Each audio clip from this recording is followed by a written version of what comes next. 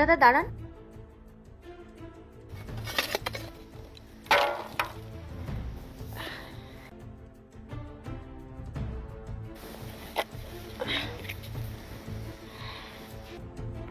মা এটা কি করছে? দিন মজুরের কাজ করছেন? এভাবে তো উনি আমাদের মান সম্মানটা একেবারে ডুবিয়ে দেবেন। একটা কাজ করি, ভিডিও করে নি, রাহুলকে দেখানোর জন্য কিছু তো প্রমাণ লাগবে।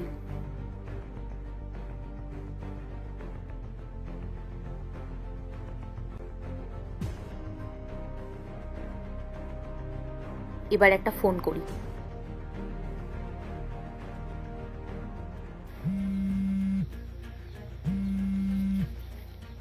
আরে বৌমা।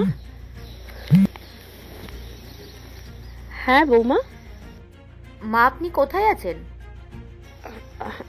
আরে বৌমা, আমি তো ওই আমার এক বান্ধবীর বাড়িতে এসেছিলাম। ওর শরীরটা খারাপ তো, তাই দেখতে এসেছিলাম।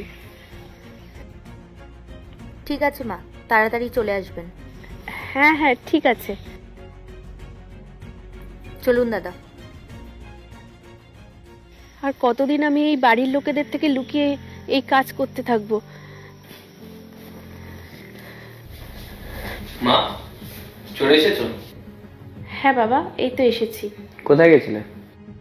ওই আমার এক বান্ধবী খুব অসুস্থ, তাই তার কাছে গেছিলাম। কতদিন ধরে তোমার বন্ধু অসুস্থ? এই তো 2-3 দিন হবে। তাহলে তুমি 8-10 দিন ধরে কোথায় যাচ্ছিলে?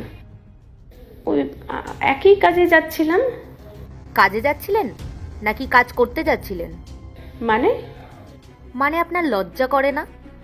আপনি এই বয়সে এসে দিনমজুরের কাজ করছেন? মা আপনার কি কোনো অভাব আছে? আপনার ছেলে এত বড় কোম্পানিতে চাকরি করে, লাখ লাখ টাকা রোজগার করে।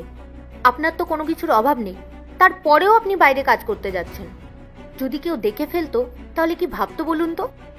বৌমা, আমি জন্মজুরি খাটতে যাব কেন? আমার মনে হয় তোমার বোঝার ভুল হচ্ছে। আমার ভুল হচ্ছে? আমি জানতাম আপনি এটাই বলবেন, তাই জন্য আমি ভিডিও করে এনেছি।